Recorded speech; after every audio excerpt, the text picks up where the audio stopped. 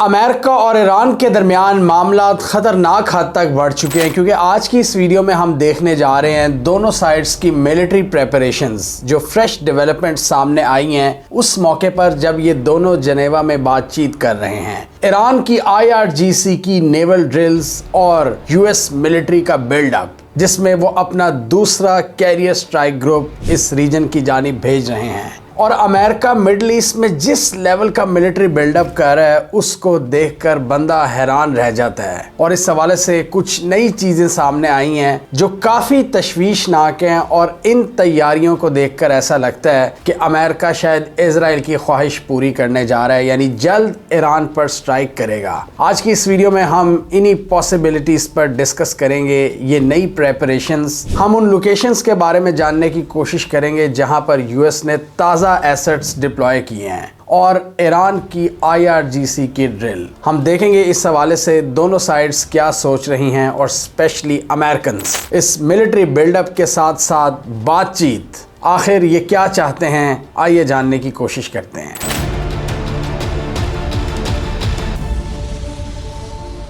Iran की पासदारान इनकलाब की बात करें तो पर्शियन गल्फ में स्ट्रेट ऑफ हॉर्मूज के पानियों के करीब उन्होंने अपनी सोफिस्टिकेटेड मशकों का आगाज कर दिया है, जो ईरान की नेवल कैपेबिलिटीज को ज्वाइंटली एग्जिबिट करेंगी इंटेंस और टारगेटेड तरीके से। और इन ड्रिल्स में स्ट्रेट ऑफ हॉर्मूज को कंट्रोल करने के लिए भी एक्सरसाइजेस की जा रही हैं, और इनका नाम भी यही है, smart control of straight of Hormuz, यानी किस तरह उसको स्मार्टली कंट्रोल करना है किसी भी खतरनाक इवेंट के नतीजे में। क्योंकि ईरान ने धमकी लगाई हुई है कि अगर हम पर हमला हुआ तो हम दुनिया की ऑयल सप्लाईज का एक बड़ा हिस्सा रोक लेंगे स्ट्रेट ऑफ हॉर्मूज को चोक करके।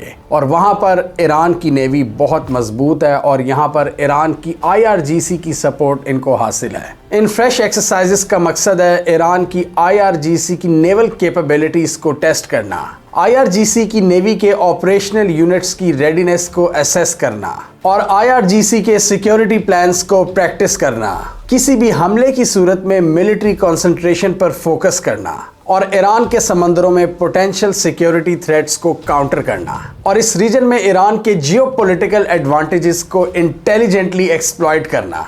पर्शियन गल्फ और गल्फ ऑफ ओमान में, यानी क्लियरली ईरान ये मैसेजिंग देने की कोशिश कर रहा है कि अगर आपने हमला किया तो स्ट्रेट ऑफ हॉर्मूज को आप बंद समझें। और इसी वजह से हम देख रहे हैं कि जितने आसपास के अरब ममालिक हैं ये परेशान हैं, और अमेरिका को बताने की कोशिश कर रहे हैं कि इस जंग को आप मज़ीद हवा ना दें, क्योंकि सबसे ज़्यादा नुकसान इन अरब स्टेट्स का होगा जब इनकी ऑयल सप्लाईज को रोक दिया जाएगा। तो ये अपने तरीके से लॉबिंग कर रहे हैं, और इवन UAE भी कोशिशें कर रहा है कि इसको टाला जाए, UAE, कतर और सऊदी अरब वगैरह। लेकिन इंटरेस्टिंगली यही ममालिक अमेरिका को मजीद स्पेस दे रहे हैं अमेरिका को अपने नए मिलिट्री एसेट्स डिप्लॉय करने के लिए, और वो हम आगे देखेंगे कि कहां कहां पर इन अरब ममालिक में अमेरिका ने मजीद असासे डिप्लॉय किए हैं। लेकिन दूसरी तरफ ये ईरान की कैपेबिलिटी से भी डरते हैं कि ईरान ने अगर मिसाइल दाग दिए तो क्या होगा। इन मशकों में IRGC हमलों की सूरत में अपने रैपिड रिस्पांस को भी चेक करना चाहती है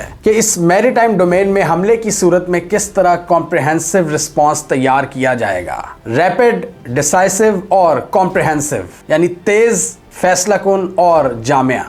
और यहाँ ईरान अपनी फास्ट अटैक बोट्स का भी इस्तेमाल कर रहा है मशकों में, जो इन पानियों में ईरान की उजारादारी कायम रखने में बहुत मदद देती हैं ईरान को। और ईरान का मिसाइल सिस्टम, ईरान के ड्रोन्स। अब हम आते हैं US मिलिट्री बिल्डअप की तरफ और अमेरिकन प्रेपरेशंस के कहां कहां पर उन्होंने अपने असासे डिप्लॉय करने शुरू कर दिए हैं। सबसे पहले अमेरिका ने अपना दूसरा एयरक्राफ्ट कैरियर भी इन पानियों की तरफ भेज दिया, जो कि कैरेबियन से चल पड़ा है। और USS जेराल्ड फोर्ड, जो कि दुनिया का सबसे बड़ा एयरक्राफ्ट कैरियर है, वो इन समंदरों की जानिब चल पड़ा है। और रिपोर्ट्स के मुताबिक इसको गल्फ के पानियों में पहुंचने में तकरीबन 3 हफ्ते लग सकते हैं, और ये पैसिफिक ओशन को अबूर करके एशिया पैसिफिक के पानियों को क्रॉस करता हुआ इंडियन ओशन में अरेबियन सी में पहुंचेगा, और फिर गल्फ के पानियों में एंटर हो जाएगा। और ये सिर्फ एक एयरक्राफ्ट कैरियर नहीं होगा, पूरा कैरियर स्ट्राइक ग्रुप होगा जिसमें बहुत सी आबदोजें, सपोर्टिंग वॉरशिप्स और फाइटर जेट्स इसके साथ मौजूद होंगे,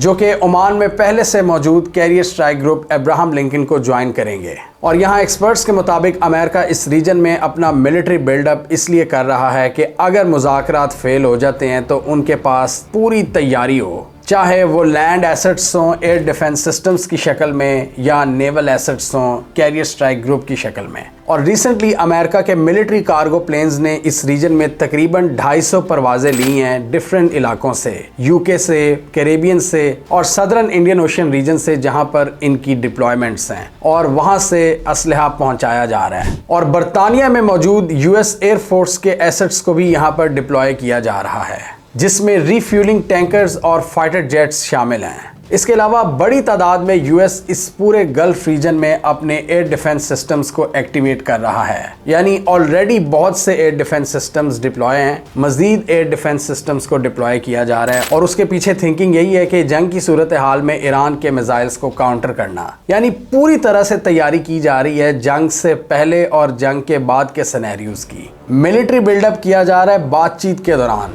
बातचीत फेल हो जाती है तो फिर किस तरह हमले किए जा सकते हैं, और हमलों के बाद अगर ईरान का रिस्पांस आता है तो उसको किस तरह काउंटर किया जाएगा। तो एक बहुत ही सस्टेन मिलिट्री कैंपेन का मुजाहरा हम देख रहे हैं यूएस की जानिब से। और ये हमने पहले भी देखा था कि यूएस इस रीजन में बड़े तरीके से सैचुरेशन कर रहा है अपने मिलिट्री एसेट्स की। और आप ये देख सकते हैं मिडल ईस्ट में ये जो मुस्लिम ममालिक हैं, यहाँ की जो मिलिट्री बेसिस हैं, उनको भरपूर तरीके से इस्तेमाल किया जा रहा है। जॉर्डन में फाइटर जेट्स पहुंचा दिए गए हैं, मुवफ़्फ़क़ एयर बेस पर बहरीन में डिस्ट्रॉयर्स और कॉम्बैट शिप्स पहुंच चुकी हैं खलीफा बिन सलमान पोर्ट पर। कतर में नए एयर डिफेंस सिस्टम्स पहुंचा दिए गए हैं अल उदैद एयर बेस पर, जिस पर ईरान ने हमला भी किया था। और इसके अलावा ओमान में अरेबियन सी के ऊपर Abraham Lincoln carrier strike group पहले से ही मौजूद है। सऊदी अरब में एक कम्युनिकेशन एयरक्राफ्ट पहुंचा दिया गया है।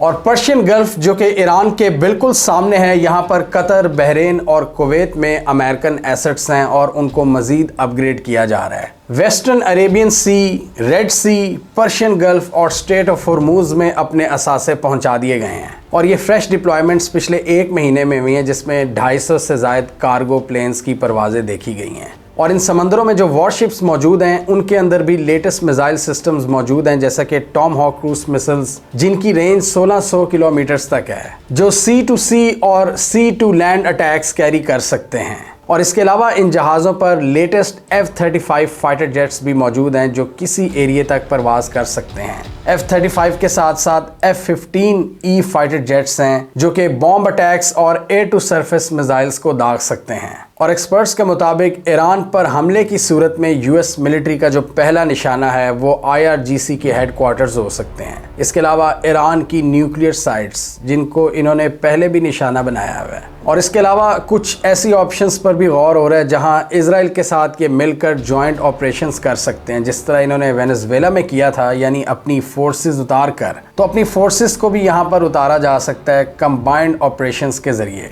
इजराइल के साथ मिलकर। लेकिन इसी मामले पर एक्सपर्ट्स का ये भी ख्याल है कि ईरान को कॉन्कर करना इतना आसान नहीं है अमेरिकन के लिए। वो ये भी सोच रहे हैं कि अगर ये हमला कर भी देते हैं, फॉर एग्जांपल टॉप लीडरशिप को ये असैसिनेट कर देते हैं, तो फिर भी वहाँ ईरान की IRGC और मिलिट्री की इतनी डेप्थ है कि वो चीज़ों को कंट्रोल में ले सकते हैं। और उसके बाद एक ना ख़त्म होने वाली जंग का आगाज़ हो जाएगा और पूरा रीजन जंग की लपेट में आ जाएगा। और ये एक लॉन्ग टर्म बैटल होगी, जिसमें डेफिनेटली ईरान को तो नुकसान होगा ही, पूरे रीजन की भी धज्जियाँ उड़ जाएंगी। और इस हवाले से कुछ वॉर हॉक्स का ये भी ख्याल था कि आइडियल सिचुएशन वो थी जब ईरान में प्रोटेस्ट हो रहे थे, तो तब यूएस को हमला कर देना चाहिए था, तब वो एक वीक हालत में थे। लेकिन उन दिनों यूएस का फोकस ज़्यादा वेनेजुएला की जानिब था और वो वहाँ पर मिलिट्री बिल्डअप कर रहे थे। तो वहाँ से जब वो फारिग हुए हैं तब उन्होंने अपने एसेट्स यहाँ पर डिप्लॉय करने शुरू किए हैं। तो कुछ लोगों का ये भी ख्याल है कि आइडियल टाइम अब गुजर चुका है, अब ईरान को शिकस्त देना इतना आसान नहीं है। और इस दौरान ईरान ने भी काफ़ी ज़्यादा मदद हासिल कर ली है रूस और चाइना की,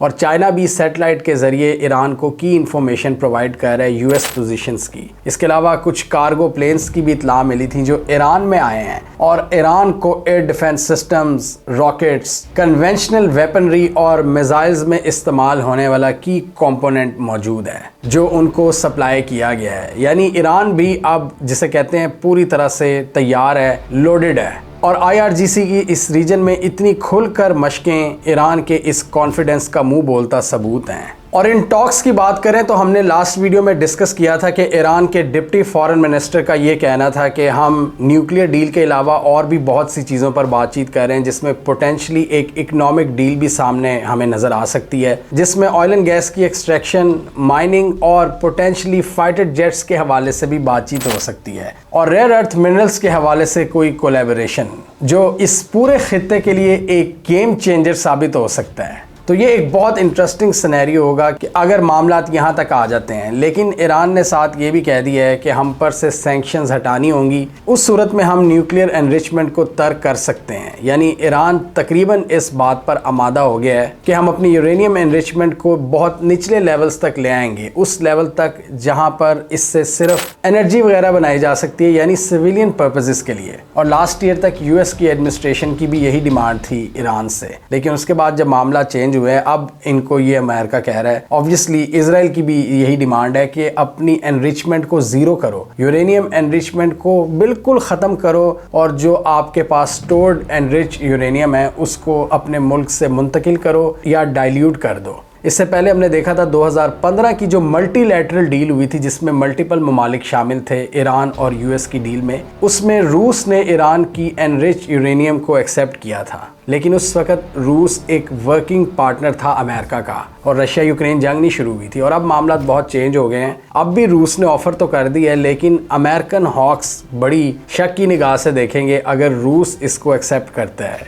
ईरान की एनरिच यूरेनियम को। तो यहाँ भी मामला फंसे हुए हैं। रूस तो आगे आने के लिए तैयार है, लेकिन अमेरिका बहुत ज़्यादा कॉशियस है। ईरान ने भी कह दिया कि हम अपनी एनरिच यूरेनियम को डाइल्यूट करने के लिए तैयार है, जिसको हमने 60% तक प्रोसेस कर लिया हुआ है। 90% तक अगर आप इसको प्रोसेस कर लेते हैं तो वो फिर न्यूक्लियर वेपन्स बना देती है। तो ईरान ने कह दिया कि हमारा न्यूक्लियर वेपन बनाने का कोई इरादा नहीं है, हम इसको डाइल्यूट कर देते हैं, लेकिन पहले आप सैंक्शंस हटाएं। तो इस चीज़ पर डोनाल्ड ट्रंप भी काफ़ी दिलचस्पी दिखा रहे हैं, और उन्होंने भी इस उम्मीद का इजहार किया है कि हम किसी डील पर पहुंच सकते हैं। और यही हमने डिस्कस किया था कि ट्रंप और ईरान काफ़ी हद तक एक पॉइंट पर कन्वर्ज हो रहे हैं, जहां पर यूएस को कुछ ठेके भी मिल सकते हैं ईरान में, यानी कुछ बिजनेस डील्स भी हो सकती हैं, और ईरान का न्यूक्लियर प्रोग्राम भी तकरीबन ठंडा हो जाएगा। लेकिन इससे इजराइल को प्रॉब्लम है, क्योंकि इजराइल और ईरान का एक ट्रस्ट डेफिसिट का भी मसला है। इजराइल ये समझता है कि इन्होंने कहीं अंडरग्राउंड अपनी यूरेनियम को स्टोर किया होगा, ये अंडरग्राउंड एटम बॉम्ब बना लेंगे।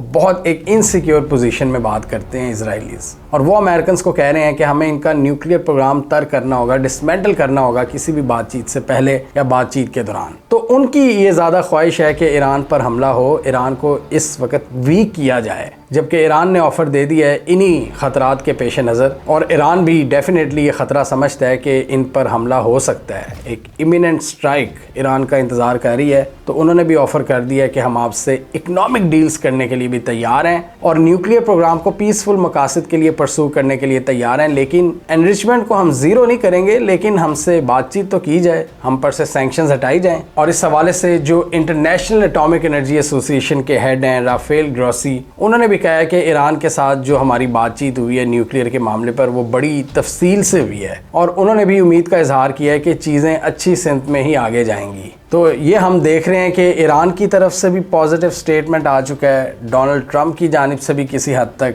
एक इशारा मिल चुका है, और IAEA के चीफ की जानिब से भी। लेकिन इजराइल इस प्लान से मुत्तफिक नहीं है, और अरब ममालिक की भी यही ख्वाहिश है कि कोई पीस डील हो जाए, ईरान और यूएस के दरमियान एक न्यूक्लियर डील हो जाए, ताकि हमें भी सुख का सांस मिले और हमारी भी ऑयल सप्लाई स्मूथली इस इलाके से गुजरती रहें। क्योंकि जंग की सूरत में ऑयल की प्राइसेस जब बढ़ेंगी तो ऑयल प्रोड्यूसिंग कंट्रीज को सबसे ज़्यादा नुकसान होगा। और इसी बातचीत के पैरेलल ईरान और अमेरिका अपनी मिलिट्री तैयारियां भी भरपूर तरीके से कर रहे हैं और ईरान के डिफरेंट मिलिट्री एसेट्स, उनके आर्मी पर्सनल और ड्रोन्स को अपनी अपनी पोजीशंस पर डिप्लॉय कर दिया गया है किसी भी मुमकिन हमले के पेश नज़र। तो आप क्या समझते हैं कि डील होगी या फिर हमला होगा?